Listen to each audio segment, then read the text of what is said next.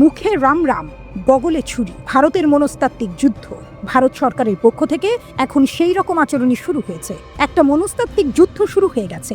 গোলাগুলি ও অস্ত্রের যুদ্ধ তো চলবেই, সমান্তরালে চলছে মনস্তাত্ত্বিক লড়াই। ভারত এই মুহূর্তে কি করছে, কি ধরনের চাল চালছে? পাকিস্তানের লাহোর, রাওয়ালপিন্ডি, গুজরানওয়ালা এবং গুজরাটের বিভিন্ন শহরে ড্রোন হামলা হয়েছে। ভারত প্রথমে এই হামলাগুলির দায় স্বীকার করেনি। যখন এই হামলাগুলো হচ্ছিল তখনও তারা নীরব ছিল। যখন পাকিস্তান ভারতের প্রায় 25টিরও বেশি ড্রোন ভূপাতিত করলো, তখন ভারতের চ্যানেলগুলো বলতে শুরু করলো যে হ্যাঁ, এটা আমরাই করেছি, এই স্ট্রাইক আমরাই করেছি, আমরাই গিয়ে মেরেছি। কিন্তু কেন তারা আগে স্বীকার করেনি? যখন সবকিছু ঘটছিল তখন কেন নীরব ছিল এবং পরে কেন স্বীকার করলো? এর কারণ হলো তারা একটি প্রেস কনফারেন্স করতে চেয়েছিল এবং সেই প্রেস কনফারেন্সটি ছিল বেশ আগ্রহোদ্দীপক।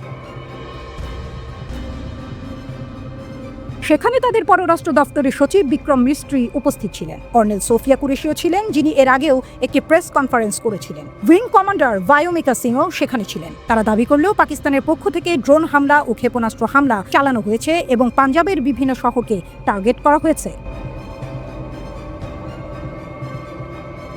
এরপর তারা একটি লম্বা তালিকা দিল, যেখানে অমৃতসরের কথাও উল্লেখ ছিল। মজার ব্যাপার হলো তাদের প্রধান মনোযোগ ছিল ভারতীয় পাঞ্জাবের দিকে, যেন ওখানেই সব হামলা হয়েছে। ভারতের দাবি পাকিস্তানের পক্ষ থেকে এই বর্বরতা হয়েছে এবং তারা আমাদের ভারতীয় পাঞ্জাবের শিখ সম্প্রদায়কে টার্গেট করেছে। আর সেই কারণে আমরা তাদের পাঞ্জাবের বিভিন্ন শহরে আমাদের ড্রোন পাঠিয়েছি এবং সেগুলোর মাধ্যমে তাদের টার্গেট করেছি। এখানেই মনস্তাত্ত্বিক যুদ্ধ, কারণ ভারত জানে যে শিখ সম্প্রদায়ের মধ্যে পাকিস্তানের প্রতি একটি সহানুভূতি রয়েছে এবং খালিস্তান আন্দোলন পাকিস্তানিদের খুব কাছে। কানাডা ও ইংল্যান্ডের মতো দেশে খালিস্তান আন্দোলনের নেতারা পাকিস্তানের খুব ঘনিষ্ঠ, তাই তাদের প্রথম কাজ হলো শিখদের পাকিস্তানের বিরুদ্ধে খেপিয়ে তোলা, দাবি করছে পাকিস্তানিরা। ভারত চাইছে ভারতীয় শিখদের মনে পাকিস্তানের বিরুদ্ধে রাগ জন্মাতে, যেন তারা ভাবে পাকিস্তানি তাদের শহরে হামলা করছে। সবচেয়ে চমকপ্রদ দিক ছিল পাকিস্তান এসব হামলার জবাব বা স্বীকৃতি দিচ্ছে না। রাত পেরিয়ে যায়, দিন আসে, পাকিস্তানের তরফে একটি আনুষ্ঠানিক ঘোষণা আসে না। কেন? যখন পাকিস্তান ভারতের 5টি জেট বিমান ভূপাতিত করেছে, তখন পাকিস্তান জোর গলায় বলেছে হ্যাঁ, আমরা গুলি করেছি, এই নাও প্রমাণ। এমনকি আল আরাবিয়ার মতো আন্তর্জাতিক সংবাদ মাধ্যমও তা স্বীকার করেছে। কিন্তু ভারতের অস্বস্তিকর নীরবতা কেন? ভারতীয় পররাষ্ট্র সচিব মিস্ত্রির প্রতিক্রিয়া ছিল আরও অবাক করা। যখন এক সাংবাদিক জিজ্ঞাসা করেন পাকিস্তান তো বলছে তারা ভারতের 5টি জেট গুলি করে নামিয়েছে, আপনি এটা অস্বীকার করছেন না কেন? তখন মিস্ত্রি বলেন এটা আলোচনা করার এখন সময় নয়, সময় এলে বলা হবে। এ যেন গলা কাঁপা স্বীকারক।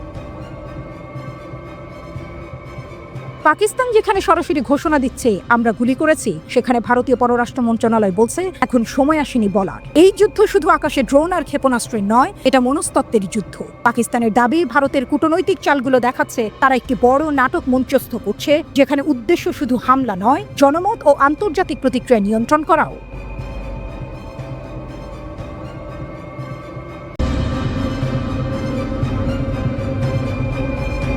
প্রতিটি রক্তবিন্দুর প্রতিশোধ, শেহবাজের হুঁশিয়ারি, পাকিস্তান জানে কিভাবে জবাব দিতে হয়। একটি জাতি যখন চোখে আগুন নিয়ে প্রতিজ্ঞা করে, তখন তার শুধুই ভাষণ থাকে না, তা হয়ে ওঠে যুদ্ধের ঘোষণা। জাতির উদ্দেশ্যে দেওয়া ভাষণে পাকিস্তানের প্রধানমন্ত্রী শেহবাজ শরীফ যেন সেই আগুনে জ্বলে উঠলেন। ভাষার প্রতিটি শব্দে ছিল প্রতিশোধের ঘনঘোর মেঘ আর হুঁশিয়ারির বজ্রধ্বনি। তিনি বললেন ভারতের বিমান হামলায় নিহত প্রতিটি মানুষের রক্তের ফোঁটার হিসাব নেওয়া হবে। এক মুহূর্তের জন্য যেন ভারতের ভুলে না যায় এটা সেই পাকিস্তান যে নিজের রক্ত নিয়ে কখনো ছাড় দেয় না। শেহবাজ আরো বলেন এটা সেই কাপুরুষ শত্রু যারা নিরস্ত্র বেসামরিক মানুষের উপর আঘাত হানে, কিন্তু আমরা রাতেই দেখিয়ে দিয়েছি পাকিস্তান জানে কিভাবে প্রতিরক্ষা করতে হয়। ভাষণে বারবার উঠে এসেছে সাহসিকতা আর বিজয়ের গল্প। তিনি বলেন পাকিস্তান বিমান বাহিনী ভারতীয় বাহিনীকে এমনভাবে আঘাত করেছে যার ক্ষত সহজে সারানো যাবে না। তার কথায় মাত্র কয়েক ঘন্টায় আমাদের সেনাবাহিনী শত্রুকে নতজানু করতে পেরেছে। আল্লাহর কৃপায় আমাদের আকাশে ওঠা যুদ্ধ বিমানগুলো এমন ঝড় তুলেছিল যে শত্রুরা শুধু চিৎকার করেছে। ভারতের গর্ব ছিল যে 5টি যুদ্ধ বিমান, আজ সেগুলো শুধুই ছাই। শেহবাজ হুঁশিয়ারি দিয়ে বলেন, ভারত যদি ভেবে থাকে আমরা পিছু হটবো, তবে তারা পাকিস্তানকে চেনে না। এটা সেই জাতি যারা জানে দেশের জন্য কিভাবে লড়তে করতে হয়। বিবিসির খবরে বলা হয়, নিয়ন্ত্রণ রেখা বরাবর রাতভর সংঘর্ষ চলে। 1 ঘন্টার মধ্যেই আকাশে শুরু হয় যুদ্ধের নৃত্য। ভারতীয় বিমান ভূপাতিত করে পাকিস্তান প্রমাণ করেছে তারা পাল্টা আঘাত দিতে প্রস্তুত। দিল্লিকে উদ্দেশ্য করে শেহবাজ বলেন, আমরা যখন যুদ্ধ বিমান ভূপাতিত করেছি তখন দিল্লি নিশ্চুপ, একটাও শব্দ নেই তাদের মুখে। এদিনই আরেকটি কড়া বার্তা দেন প্রধানমন্ত্রী শেহবাজ শরীফের উপদেষ্টা রানা সানাউল্লাহ। তিনি বলেন, সেনাবাহিনী ভারতের হামলার উপযুক্ত জবাব দেবে। পাকিস্তানের হাতে আন্তর্জাতিক আইন অনুযায়ী আত্মরক্ষার অধিকার রয়েছে। তিনি স্পষ্ট বলেন, যদি ভারত আগ্রাসন চালায় আমরা তার চেয়েও কঠিন জবাব দেব। সেটা প্রধানমন্ত্রী জাতিকে প্রতিশ্রুতি দিয়েছেন এবং সেই প্রতিশ্রুতি রক্ষা করা হবে। সানাউল্লাহ আরও জানান, জাতীয় নিরাপত্তা কমিটির বৈঠকে একমত হওয়া হয়েছে যে পরিস্থিতি অনুযায়ী সেনাবাহিনী সিদ্ধান্ত নেবে। এর আগে পাকিস্তান সরকার অপারেশন সিঁদুরের পাল্টা জবাবে ভারতের 5টি যুদ্ধ বিমান ধ্বংস করার দাবি করে। যদিও ভারত তা অস্বীকার করেছে, কিন্তু পাকিস্তানের দাবি তাদের প্রতিরক্ষা বাহিনীকে পূর্ণ স্বাধীনতা দেওয়া হয়েছে আর এখন থেকে কোনো হামলার জবাব দেবে আকাশে, মাটিতে এবং প্রয়োজনে রক্তে। এই মুহূর্তে ভারত পাকিস্তান সীমান্ত যেন আগুনের রেখা। দুই দেশের মধ্যে তীব্র উত্তেজনা, আর শেহবাজের প্রতিটি কথাই যেন তার বারুদে ঘি ঢেলে দিয়েছে। তিনি বলেন, দেশের নিরাপত্তার জন্য দরকার সাহস, আর সেই সাহস এই জাতির রক্তে আছে। আমরা লড়ছি সত্যের জন্য, আল্লাহ আমাদের সঙ্গে আছেন, থাকবেন। শেহবাজের কণ্ঠে প্রতিশোধের অঙ্গীকার, সানাউল্লাহর কথায় কড়া বার্তা, আর সীমান্তে সেনাবাহিনী। সব মিলিয়ে দক্ষিণ এশিয়ার আকাশে যুদ্ধের মেঘ ঘনিয়ে এসেছে।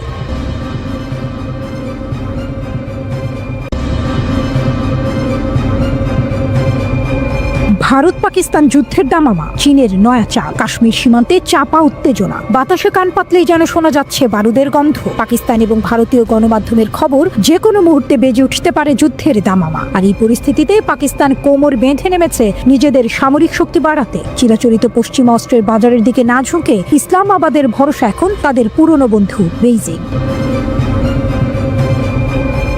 ঠিক এই সময়ই ঘটল এক চমকপ্রদ ঘটনা। শেহবাজ শরীফ সরকার নাকি তড়িঘড়ি করে চীনের কাছ থেকে 40টি অত্যাধুনিক VT-4 ট্যাঙ্ক কেনার চুক্তি করেছে। খবরটি দাবানলের মতো ছড়িয়ে পড়েছে আন্তর্জাতিক মহলে। প্রশ্ন একটাই, সত্যিই কি যুদ্ধের প্রস্তুতি নিচ্ছে পাকিস্তান, নাকি এর পেছনে অন্য কোনো রহস্য লুকিয়ে আছে? ইসলামাবাদে নিযুক্ত চীনা রাষ্ট্রদূত জিয়াং ছাদং এর সঙ্গে শেহবাজ শরীফের সাম্প্রতিক বৈঠক যেন এই জল্পনাকে আরো উস্কে দিয়েছে। কাশ্মীর পরিস্থিতি নিয়ে যখন উত্তেজনার পারদ চড়ছে, তখন বেইজিং এর সামরিক সাহায্যের আলোচনা তাৎপর্যপূর্ণ। প্রতিবেদনে আরো বলা হয়েছে, পাকিস্তানের বর্তমান কামান বহর নিয়ে নাকি একেবারেই সন্তুষ্ট নন মুসলিম লীগ নেতারা। স্থলযুদ্ধে নিজেদের আধিপত্য প্রতিষ্ঠা করতেই VT-4 ট্যাঙ্কের মতো অত্যাধুনিক সমরাস্ত্রের দিকে ঝুঁকছে ইসলামাবাদ। এবারে আসা যাক VT-4 ট্যাঙ্কের কথায়। চীনের তৈরি এই মেইন ব্যাটল ট্যাঙ্ক আন্তর্জাতিক বাজারে নিজেদের শ্রেষ্ঠত্ব প্রমাণ করেছে। এর 125 মিলিমিটার স্মুথ বোর গান, একই সাথে গাইডেড মিসাইল এবং বিভিন্ন ধরনের গোলা ছুঁড়তে সক্ষম। শুধু তাই নয়, এই ট্যাঙ্কে রয়েছে রিমোট কন্ট্রোলড অ্যান্টি এয়ারক্রাফট গান এবং কোঅক্সিয়াল মেশিন গান। শত্রুর আক্রমণ থেকে বাঁচতে VT-4 এ ব্যবহার করা হয়েছে অত্যাধুনিক কম্পোজিট আর্মার ও এক্সপ্লোসিভ রিঅ্যাক্টর আর্মার, অর্থাৎ মাইন কিংবা অ্যান্টি ট্যাঙ্ক মিসাইলও এই ট্যাঙ্কের তেমন ক্ষতি করতে পারবে না। এখানেই শেষ নয়, VT-4 এ থাকা smoke grenade launcher chemical, biological, এমনকি নিউক্লিয়ার হামলা থেকেও সেনাদের সুরক্ষা দিতে সক্ষম। অন্যদিকে ভারতীয় সামরিক বাহিনীর অস্ত্রাগারে রয়েছে 4000-এরও বেশি কামান, যার মধ্যে উল্লেখযোগ্য হল T-90, T-72 এবং দেশীয় প্রযুক্তিতে তৈরি অর্জুন ট্যাঙ্ক। খুব শীঘ্রই তাদের বহরে যুক্ত হতে চলেছে জ্যাভলিন ট্যাঙ্ক বিধ্বংসী ক্ষেপণাস্ত্র। পাকিস্তানের ট্যাঙ্ক সংখ্যা ভারতের প্রায় অর্ধেক হলেও শক্তিমত্তার দিক থেকে তারা কিন্তু পিছিয়ে নেই। বিশ্লেষকদের মতে VT-4 ট্যাঙ্কের অত্যাধুনিক বৈশিষ্ট্যই শেহবাজ শরীফকে এই জরুরি ভিত্তিতে কেনার সিদ্ধান্ত নিতে প্রভাবিত করেছে। তবে আসল টুইস্টটা অন্য জায়গায়। ভারত ও পাকিস্তানের সম্ভাব্য যুদ্ধে তৃতীয় খেলোয়াড় হিসেবে চীনের আগমন নিয়ে জোর গুঞ্জন শোনা যাচ্ছে। গত মাসেই নাকি চীন এক্সপ্রেস ডেলিভারির মাধ্যমে পাকিস্তানকে PL-15 ইয়ার টু ইয়ার মিসাইল সরবরাহ করেছে। এই ক্ষেপণাস্ত্রটি চীনের পিপলস লিবারেশন আর্মির ইয়ার কমব্যাট কৌশলের অন্যতম গুরুত্বপূর্ণ অংশ। ভারতের রাফায়েল যুদ্ধ বিমানে ব্যবহৃত মিটিওর ও মিকা লং রেঞ্জ মিসাইলের থেকেও নাকি দূরত্ব ও গতির দিক থেকে অনেক বেশি শক্তিশালী এই PLA-50। তাহলে কি সত্যি যুদ্ধের প্রস্তুতি নিচ্ছে দুই দেশ? আন্তর্জাতিক রাজনীতিতে ক্ষমতার সমীকরণ ক্রমশ বদলাচ্ছে। বেইজিং যে ক্রমশ ইসলামাবাদের প্রধান সামরিক অংশীদার হয়ে উঠেছে তা আর বলার অপেক্ষা রাখে না। এই পরিস্থিতিতে ভারত কি পদক্ষেপ নেয় সেটাই এখন দেখার। তবে এটা স্পষ্ট, দক্ষিণ এশিয়ার ভূ রাজনৈতিক প্রেক্ষাপট এক নতুন মোড় নিতে চলেছে, আর এই পরিবর্তনের কেন্দ্রে রয়েছে চীন এবং পাকিস্তানের ক্রমবর্ধমান সামরিক সহায়তা। অপেক্ষা এখন সময়ের, পরবর্তী ধাপে কি হয় সেটাই হবে সবচেয়ে বড় চমক।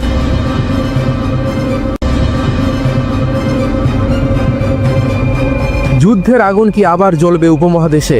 ভারত পাকিস্তান সীমান্তে টান টান উত্তেজনা, পাহাড়ে রক্ত, আকাশে যুদ্ধ বিমানের গর্জন। ভারত পাকিস্তান যুদ্ধ কি আসন্ন? পাকিস্তান সেনাবাহিনীর তৎপরতা এখন আর কল্পনার বিষয় নয়, তা যেন বাস্তবের দিকে হেঁটে চলেছে দ্রুত পায়ে। যুদ্ধের মেঘ জমে উঠেছে উপমহাদেশের আকাশে। ঠিক সেই মুহূর্তেই পাকিস্তান সেনাবাহিনী শুরু করেছে বড় পরিসরে সামরিক মহড়া। ঢিলা রেঞ্জে তারা পরিচালনা করেছে সরাসরি গুলিবর্ষণ অনুশীলন ও সামরিক প্রশিক্ষণ। বিশ্লেষকদের মতে এই মহড়া যুদ্ধের প্রস্তুতির ইঙ্গিত, এ যেন যুদ্ধের পূর্বাভাস। এই তৎপরতা এসেছে এমন এক সময়ে যখন জম্মু কাশ্মীরের পর্যটন স্বর্গ পহেলগাম রক্তে রঞ্জিত। এক বিভীষিকাময় সন্ত্রাসী হামলায় নিহত হয়েছে ২৬ জন পুরুষ পর্যটক এবং স্থানীয় একজন কাশ্মীরি বাসিন্দা। এই হামলার পর গোটা অঞ্চলে ছড়িয়ে পড়েছে ভয়, আতঙ্ক আর ক্রোধ। এই মর্মান্তিক হামলার দায় স্বীকার করেছে পাকিস্তান সমর্থিত সন্ত্রাসী গোষ্ঠী দ্য রেজিস্ট্যান্স ফ্রন্ট, যা মূলত লস্কর-ই তৈয়বার একটি ছায়া সংগঠন। তারা দাবি করেছে কাশ্মীরে ৮৫,০০০ বহিরাগত বসতির বিরুদ্ধে প্রতিবাদ হিসেবেই তারা এই হামলা চালিয়েছে। এমন বার্তায় যেন আরও জ্বলে উঠেছে আগুন। পাকিস্তান অবশ্য হামলায় জড়িত থাকার অভিযোগ অস্বীকার করেছে। নিহতদের পরিবারের প্রতি জানিয়েছে আনুষ্ঠানিক সমবেদনা। ভারতের মধ্যে তৈরি হয়েছে যুদ্ধ ক্ষোভ, যেন প্রতিটি নিঃশ্বাসে প্রতিশোধের জ্বালা। ভারতের প্রধানমন্ত্রী নরেন্দ্র মোদী এই হামলার দায়ীদের খুঁজে বের করে কড়া শাস্তির প্রতিশ্রুতি দিয়েছেন। শুধু যারা ট্রিগার টেনেছে তারাই নয়, তাদের নির্দেশদাতা ও সহযোগীরাও রেহাই পাবে না। এই হুঁশিয়ারি এখন সীমান্তের ওপারে বাজছে যুদ্ধের দামামা হয়ে। কাশ্মীর এখন যেন রক্তে রাঙা যুদ্ধক্ষেত্র। ভারত সরকার কিছুদিন আগেই দাবি করেছিল কাশ্মীরের সন্ত্রাসী সহিংসতা কমে এসেছে, পরিস্থিতি স্থিতিশীল। এই হামলা সেই দাবিকে যেন ছিন্ন ভিন্ন করে দিয়েছে। ২২ এপ্রিল হামলা ২০১৯ সালের পর কাশ্মীরের সবচেয়ে প্রাণঘাতী সন্ত্রাসী হামলা। বন্দুকধারীরা নির্বিচারে গুলি চালায় নিরীহ পর্যটকদের ওপর। গোটা ভারত শোকে বিহ্বল, আর ক্ষোভে ফুঁসছে সীমান্তের প্রতিটি প্রহরী। ভারতের সাবেক সেনা ও গোয়েন্দা কর্মকর্তারা সরাসরি অভিযোগ করেছেন এই হামলার পেছনে রয়েছে পাকিস্তানের সেনাবাহিনীর সক্রিয় মদত, এবং এবার তারা আর ধৈর্য ধরতে রাজি নন। তাই দৃঢ় তড়িৎ জবাব। ঠিক যেমন ২০১৯ সালে পুলওয়ামা হামলার পর ভারত পাকিস্তানে বিমান হামলা চালিয়েছিল, সে হামলার পাল্টা জবাবে পাকিস্তান ভারতীয় একটি যুদ্ধ বিমান ভূপাতিত করেছিল এবং তার পাইলটকে বন্দী করেছিল। পরে কূটনৈতিক চাপের মুখে তাকে ফেরত পাঠানো হয়। সেই স্মৃতি এখনো জাগ্রত। এবার নতুন আগুন যেন আরো বড় বিস্ফোরণের ইঙ্গিত দিচ্ছে। কাশ্মীরকে ঘিরে এই সংঘর্ষ নতুন কিছু নয়। ১৯৮৯ সাল থেকে শুরু হওয়া ভারত বিরোধী সশস্ত্র আন্দোলনে এ পর্যন্ত কয়েক হাজার মানুষ প্রাণ হারিয়েছে। কিন্তু ২০১৯ সালে ভারতের কেন্দ্রীয় সরকার জম্মু ও কাশ্মীরের বিশেষ স্বায়ত্তশাসন বাতিল করার পর পরিস্থিতি নাটকীয়ভাবে পাল্টে যায়। অঞ্চলটি এখন কেন্দ্রশাসিত। বহিরাগতরা সেখানে জমি কিনতে পারছে, চাকরিও পাচ্ছে, পর্যটন বেড়েছে, কিন্তু বাড়ছে অসন্তোষও। এই সিদ্ধান্তের পর পাকিস্তানের সঙ্গে সম্পর্ক চরম খারাপ হয়েছে। এখন তো যুদ্ধের একেবারে কিনারায় দাঁড়িয়ে আছে দুই পরমাণু শক্তিধর দেশ। সম্প্রতি পাকিস্তানের সেনাপ্রধান জেনারেল আসিম মুনির কাশ্মীরকে আখ্যা দিয়েছেন আমাদের শিরার ধমনীর সঙ্গে যুক্ত। তিনি ঘোষণা দিয়েছেন, আমরা কাশ্মীরকে ভুলব না, কাশ্মীরি ভাইদের ন্যায়সঙ্গত সংগ্রামের পাশে থাকব। ভারতের জনমত আরও কঠোর পদক্ষেপের জন্য প্রস্তুত। সীমান্তে সেনা মোতায়েন বাড়ছে, যুদ্ধ বিমান, রাডার, ড্রোন সক্রিয় হচ্ছে। ভারত যেন বলছে এবার আর শুধু প্রতিবাদ নয়, জবাব আসবে বন্দুকের নল থেকে। উপমহাদেশের আকাশ যেন ভারী। ভারত পাকিস্তান যুদ্ধ কি আবার ফিরে আসবে বিধ্বংসী রূপে? সময় দেবে উত্তর, কিন্তু আজ এই মুহূর্তে কাশ্মীরের পাহাড়ে বাতাস থমকে গেছে, পর্যটকের পদচারণা থেমে গেছে, বুলেটের শব্দ যেন বাতাসে ছড়িয়ে পড়া কান্না।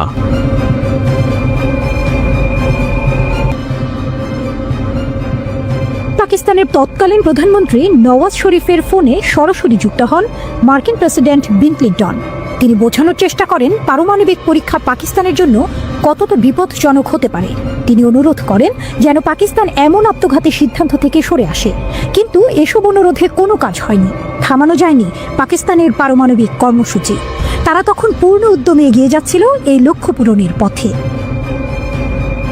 তবে মার্কিন যুক্তরাষ্ট্র অনেক আগেই পাকিস্তানের কার্যক্রমের ওপর কড়া নজর রাখতে শুরু করেছিল।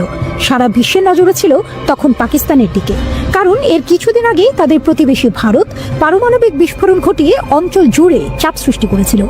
একে শুধুই প্রতিবেশী বলা যায় না। 1947 সালে স্বাধীনতার পর থেকে ভারত পাকিস্তানের সম্পর্ক বৈরী। কেবল কথার লড়াই নয়, সে সময় রীতিমতো যুদ্ধে জড়িয়েছে তারা। 1998 সালেও এমন এক উত্তেজনাপূর্ণ পরিস্থিতি তৈরি হয়েছিল যা যে কোনো সময় যুদ্ধে রূপ নিতে পারত।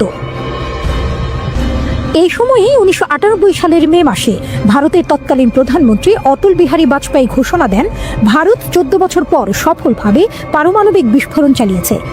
11 থেকে 13 মে পর্যন্ত 3টি ভিন্ন ধরনের বোমার পরীক্ষা চালানো হয় পোখরান সামরিক অঞ্চলের মাটির নিচে। এই পরীক্ষার মধ্য দিয়ে ভারত আনুষ্ঠানিকভাবে পরিণত হয় এক নতুন পারমাণবিক শক্তিধর রাষ্ট্রে। বিশ্বের নানা প্রান্তে এর বিরুদ্ধে নিন্দার ঝড় ওঠে। ভারতের এই পরীক্ষা পাকিস্তানের জন্য ছিল এক দিক দিয়ে সরাসরি হুমকি, আরেক দিক দিয়ে সেটা ছিল তাদের সার্বভৌমত্বে আঘাত। ভারতের অন্যান্য সামরিক পদক্ষেপের মতো এই পারমাণবিক কর্মসূচিও যে পাকিস্তানকে লক্ষ্য করে, এটা প্রায় নিশ্চিতভাবেই বলা যায়। তাই সারা বিশ্ব দেখতে চাচ্ছিল পাকিস্তান এই চাপে কিভাবে প্রতিক্রিয়া জানায়। পাকিস্তান যে কোনোভাবে ভারতের পারমাণবিক পরীক্ষার জবাব দেবে, তা তখন প্রায় স্পষ্ট ছিল। বিশ্বের বিভিন্ন দেশ ও আন্তর্জাতিক সংস্থার পক্ষ থেকে পাকিস্তানকে বারবার অনুরোধ জানানো হচ্ছিল যেন তারা কোনো হঠকারী সিদ্ধান্ত না নেয়। নওয়াজ শরীফ প্রথম দিকে বেশ সংযত মনোভাব দেখিয়েছিলেন। তিনি বলেছিলেন, আমরা দায়িত্বশীলভাবে পদক্ষেপ নিতে চাই, আমাদের এই বোমা তৈরির সামর্থ্য আছে, কিন্তু আমরা গত 15 থেকে 20 বছরেও এর পরীক্ষা চালাইনি। ভারতের পরীক্ষার পর আমাদেরও সঙ্গে সঙ্গে পরীক্ষা চালাতে হবে এমন কিছু ভাবছি না। বাইরে থেকে পাকিস্তানের অবস্থান শান্তিপূর্ণ মনে হলেও ভেতরে ভেতরে পরীক্ষার প্রস্তুতি শুরু হয়ে গিয়েছিল। সরকারের অনেকেই মনে করতেন ভারতের এই পদক্ষেপের জবাব না দিলে সেটা পাকিস্তানের জন্য অপমানজনক হবে। দেশের সাধারণ মানুষের মধ্যেও এই ব্যাপারে সমর্থন ছিল প্রবল। সে সময় পাকিস্তানের পারমাণবিক শক্তি কমিশনের গুরুত্বপূর্ণ সদস্য ছিলেন ডক্টর সামার মুবারক মান্দো। যেহেতু কমিশনের প্রধান তখন দেশের বাইরে ছিলেন, প্রধানমন্ত্রী জরুরি ভিত্তিতে ডক্টর মুবারক মান্দোকে ডাকেন। তিনি তাকে প্রশ্ন করেন, এখনই কি পাকিস্তানের পারমাণবিক পরীক্ষা চালানো উচিত, তার মতামত কি? জবাবে মুবারক মান্দো বলেন, ভারতের প্রধানমন্ত্রী এবং মন্ত্রীরা পারমাণবিক পরীক্ষার বিষয়ে যে বক্তব্য দিচ্ছে, তাতে আমাদের যদি কোনো জবাব না থাকে, তাহলে আমাদের সার্বভৌমত্ব, সম্মান ও প্রভাব ক্ষতিগ্রস্ত হবে। তবে এটা জানাই ছিল, যদি পাকিস্তান পরীক্ষা চালায় তাহলে আন্তর্জাতিক নিষেধাজ্ঞা আসবে, আর এটা দেশের ভূমির অর্থনীতির জন্য বড় বিপদ হয়ে দাঁড়াবে। এমন পরিস্থিতিতে পাকিস্তানের মন্ত্রিসভায় প্রতিরক্ষা সংক্রান্ত একটি গোপন বৈঠক ডাকা হয়। এমনকি সাধারণ পার্লামেন্ট সদস্যরাও এর খবর জানতেন না। সেই বৈঠকে সবাই একমত হন, ভারতের জবাবে পারমাণবিক পরীক্ষা করতেই হবে। বৈঠকে সিদ্ধান্ত হয় দ্রুততম সময়ের মধ্যে পরীক্ষা চালানো হবে, তবে পুরো প্রক্রিয়াটি থাকবে গোপনে। ডক্টর মুবারক মান্দের নেতৃত্বে শুরু হয়ে যায় প্রস্তুতি। পরীক্ষার স্থান নির্ধারিত হয় চাগি পর্বতমালার একটি নির্জন অঞ্চল, বেলুচিস্তানে মাটির নিচে। এই পরীক্ষা পাকিস্তানের জন্য ছিল বিশাল চ্যালেঞ্জ। একদিকে সারা বিশ্বের চোখ রাঙানি, আরেকদিকে ব্যর্থ হলে আন্তর্জাতিকভাবে চরম লজ্জার মুখোমুখি হতে হতো। এমন অবস্থায় প্রধানমন্ত্রী ফোন করেন ডক্টর মুবারক মান্দোকে, জিজ্ঞেস করেন সফল হওয়ার কতটা সম্ভাবনা আছে। মুবারক মান্দো তাকে আশ্বস্ত করেন, আমরা আগে কখনো এমন পরীক্ষা করিনি ঠিক, কিন্তু আমরা আত্মবিশ্বাসী আমরা পারব। প্রধানমন্ত্রী তখন বলেন, আমরা ব্যর্থ হলে আমাদের মান সম্মান থাকবে না, আমাদের প্রতিবেশীরা আমাদের নিচে ঠেলে দেবে, কাজেই সফল হওয়াটা খুবই জরুরি। ততদিনে মার্কিন যুক্তরাষ্ট্র সহ পশ্চিমা দেশগুলো বুঝে গিয়েছিল পাকিস্তান পরীক্ষা করবেই। তারা চাপ সৃষ্টি করতে থাকে। এমনকি বিল ক্লিন্টন প্রস্তাব দেন $5 বিলিয়ন অর্থ সহায়তা, কিন্তু পাকিস্তান সিদ্ধান্তে অটল থাকে। পশ্চিমা দেশগুলো হুঁশিয়ারি দেয়, পরীক্ষা চালালে কঠিন নিষেধাজ্ঞা আসবে।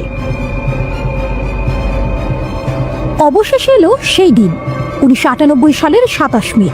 ডক্টর মুবারক মান্দো বিবিসিকে বলেন, আমি দিনভর টানেল আর বাংকারগুলো চেক করেছি। যন্ত্রপাতি, কেবল সবকিছু ঠিক আছে কিনা বারবার যাচাই করছিলাম। ঘরে গিয়ে মাঝে মাঝে চা খাচ্ছিলাম, ভাবছিলাম কি করছি আমি। এত হেঁটেছি, হয়তো 10 থেকে 12 কিলোমিটার হয়ে গেছে। সন্ধ্যার দিকে মনে হলো এবার সব আল্লাহর হাতে, পরীক্ষা তো আগামীকাল। একটু ঘুমানোর চেষ্টা করলাম। রাতের আকাশে তখন অসংখ্য উপগ্রহ, মনে হচ্ছিল যেন সবাই নজর রাখছে। 28 মে সকাল হতে না হতেই শুরু হলো চূড়ান্ত প্রস্তুতি। দিনটি ছিল উজ্জ্বল, বাতাসও ছিল স্থির। সব প্রস্তুতি শেষে ডক্টর মুবারক মান্দ তার দল অবস্থান নেয় বিস্ফোরণ স্থল থেকে 30 কিলোমিটার দূরে। নির্ধারিত সময় এলে তিনি নিজে বোতাম না চাপিয়ে ইঞ্জিনিয়ারকে বলেন চাপ দিতে। ইঞ্জিনিয়ার জানতে চান কাউন্টডাউন করব। জবাবে মুবারক মান্দ বলেন, এসব পুরনো কায়দা বাদ দিন, শুধু আল্লাহু আকবার বলে বোতাম চাপুন। ইঞ্জিনিয়ার তাই করলেন। তারপর সবাই চেয়ে রইল পর্বতের দিকে। 1, 2, 3 সেকেন্ড কেটে গেল, কিছু ঘটল না। সবাই উদ্বিগ্ন, অনেকেই দৌড়াদৌড়ি শুরু করে দিল। 20 সেকেন্ড, তারপর 30, কিছুই নেই। ডক্টর মুবারক মান্দ বলেন, আমার হার্টবিট বেড়ে গিয়েছিল, কিন্তু করার কিছু ছিল না। অবশেষে 32 সেকেন্ডের মাথায় শক্তিশালী কম্পন অনুভব করা গেল। সবাই তখন বোঝে এটাই সফলতা। 3 সেকেন্ড পর দেখা গেল কালচে ধূসর পাহাড়টি হয়ে গেছে সাদা, বরফের মতো। এই সাদা রং ছড়িয়ে পড়ছে বাম থেকে ডানে প্রায় 25 কিলোমিটার এলাকা জুড়ে, ঠিক যেমনটা ফ্রান্সের আলজেরিয়ান পার্বত্য অঞ্চলে ঘটেছিল। পরদিন ইসলামাবাদ থেকে প্রধানমন্ত্রী নওয়াজ শরীফ ঘোষণা দিলেন, পাকিস্তান সফলভাবে পারমাণবিক পরীক্ষা চালিয়েছে। তিনি বললেন, আমরা নিরাপত্তা হুমকিকে উপেক্ষা করতে পারিনি, জাতীয় সুরক্ষার স্বার্থেই এই সিদ্ধান্ত নিতে হয়েছে। পরীক্ষার পরপরই মার্কিন প্রেসিডেন্ট বিল ক্লিন্টন পাকিস্তানের উপর কঠোর নিষেধাজ্ঞা ঘোষণা করলেন। বিভিন্ন দেশ ও সংস্থাও নিন্দা জানাতে শুরু করল, তবে পাকিস্তান কোনো প্রতিক্রিয়া দেখায়নি। ডক্টর সামার মুবারক মান্দ মনে করেন, এই পরীক্ষার মাধ্যমে পাকিস্তান শুধু পারমাণবিক শক্তিধর দেশেই পরিণত হয়নি, বরং ভারত পাকিস্তানের মধ্যে যুদ্ধের সম্ভাবনাও অনেকটা কমে গেছে। শক্তির ভারসাম্য তৈরি হয়, দুই দেশের প্রধানমন্ত্রীদের একই টেবিলে বসে আলোচনার পথ তৈরি হয়েছে।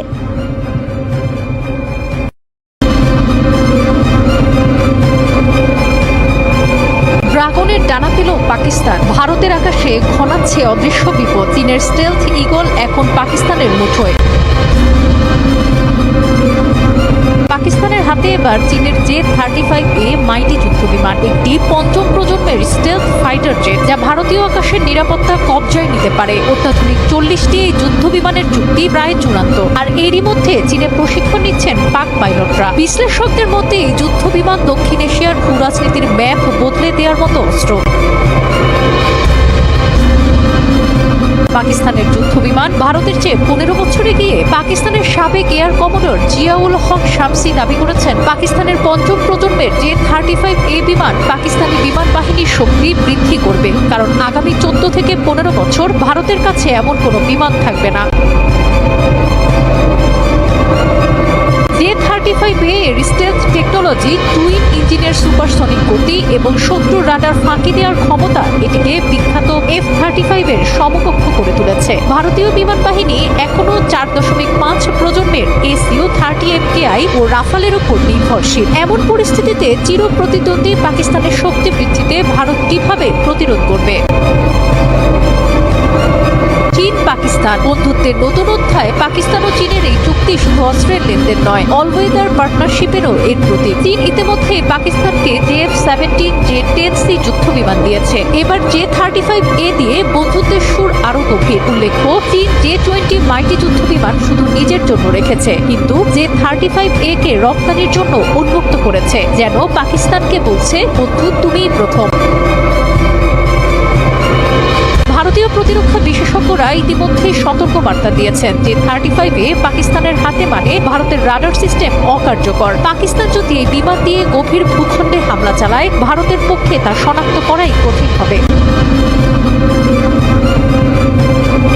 অন্যদিকে ভারতের পঞ্চম প্রজন্মের যুদ্ধ বিমান AMCA প্রকল্প এখনো ড্রয়িং বোর্ডে। এখন সংকটে যুক্তরাষ্ট্র কি F-35A দিয়ে সাহায্য করবে? কিন্তু সমস্যা অন্য জায়গায়। ভারতের রাশিয়ান S-400 মিসাইল সিস্টেমের সঙ্গে F-35 এর সামঞ্জস্য নেই।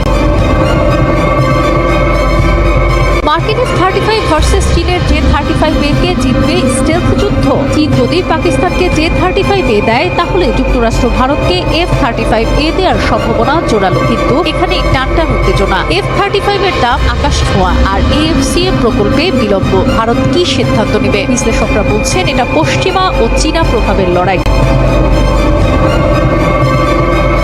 নাটকের শেষ অঙ্ক পাকিস্তানের ড্রাগন উড়ান ভার্সেস ভারতের অগ্নিপথ। পাকিস্তান পুরনো F-16 ও মিরাজ বিমান প্রতিস্থাপন করে J-35A নিয়ে আকাশের রাজত্ব কায়েম করতে চায়, আর ভারত তাদের সামনে এখন দুটি রাস্তা, হয় আমেরিকা F-35A কিনে চীনের মোকাবেলা করা, নয়তো নিজস্ব প্রযুক্তিতে বিশ্বাস রেখে AMCA ত্বরান্বিত করা। আকাশে চলছে স্টেলথ তলোয়ার। পাকিস্তানের J-35A চুক্তি দক্ষিণ এশিয়াকে একটি নতুন স্নায়ুযুদ্ধের দিকে ঠেলে দিচ্ছে। চীনের এই কৌশলগত পদক্ষেপ শুধু পাকিস্তানকে শক্তিশালী করছে না, বরং গ্লোবাল আর্মস মার্কেটে নিজের দাপট প্রতিষ্ঠা করছে। ভারতের জন্য এটি চরম সতর্কতার সময়, যেন আকাশে অদৃশ্য শত্রুর বিরুদ্ধে লড়াইয়ের প্রস্তুতি নেওয়া ছাড়া কোনো বিকল্প নেই।